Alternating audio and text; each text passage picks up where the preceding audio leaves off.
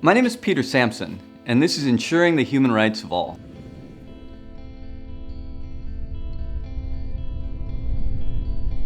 In this lesson, I will focus on the following learning objectives. First, how to think rationally about human rights globally and in your own country.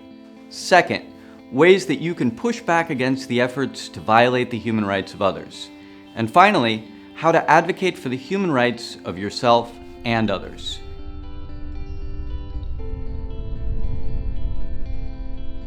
Human rights advocacy requires a change of mindset and a break from cultural norms, traditions, and customs that encourage, fail to recognize, or tolerate violations of human rights. You should think beyond your own rights and think of the rights of those that are not in a position to fight for themselves. It starts with acquainting yourself with current affairs in your own country through news, social media, and other trusted sources. Secondly, you must familiarize yourself with various human rights documents at the international, national, and regional level. Third of all, and most importantly, it's essential that you identify needs in your community. Talk with people, ask them about their needs and concerns. Identify the marginalized populations and who has the duty to ensure that their rights are protected. Human rights advocacy involves making sure that those who have the duty to provide for and protect marginalized populations fulfill that duty to make sure that society is inclusive. Inclusion means having everyone involved in the conversation, including the marginalized. Marginalized populations are often put into isolation, away from the community. For example, separate systems for girls or the physically and mentally disabled, or tribal minority groups. Human rights advocacy is based in the belief that all people are stakeholders in democracy and all members of a community must be included in guarding against human rights abuses. Learn to think critically, to debate issues with logic and facts, and to know when something is not done right. Take, for example, people living with physical or mental disability. Who has the duty to provide reasonable accommodation? The issue of human rights has evolved internationally over time. Slavery and colonial domination, for example, were once justified as sanctioned by God. Now both are properly reviled as an unconscionable violation of human rights. The more you marginalize people, the greater your problems. Violating human rights leads to instability in the form of economic stagnation, security threats, and breakdowns in civil society structures and democratic institutions. The first way to prevent human rights violations is to know your own rights. This starts with understanding what human rights are and educating yourself on how to seek justice if your rights are violated. Then you must live a life that practices what you preach. Educate people around you. An educated person in the midst of ignorant people is also an ignorant person, unless working to educate others. You can start on an individual level. Many violations have become a thing of the past because organizations, people, and groups spoke out and took a stand against human rights abuses. You should never allow someone to do the wrong thing without protest or being unchallenged. Engage and educate those who violate human rights by staying positive and focusing on how you would bring people together.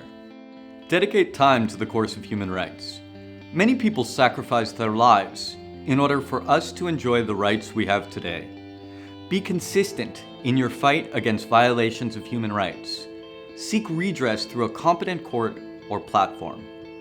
Bring awareness to violations through internet, social media, blogs, community radio, and television. You can use pictures, video, audio to record human rights violations. It's your responsibility to expose human rights abuses in your community, country, and throughout the world. Stories of success can be powerful examples to others. For instance, the person who started the hashtag #BringBackOurGirls raised international awareness of the human rights violations of Boko Haram in Nigeria. As a result, for the first time, people around the world became aware of the threat of Boko Haram. As an advocate for human rights, You must not only make people aware of your rights, but also make them aware of the rights of others. Violating one person's human rights is a violation of everyone's. Speak out, politely, but forcefully. Speaking in a rude tone to the violator makes the victim more prone to violations. And when you report a violation, it is your duty to follow up.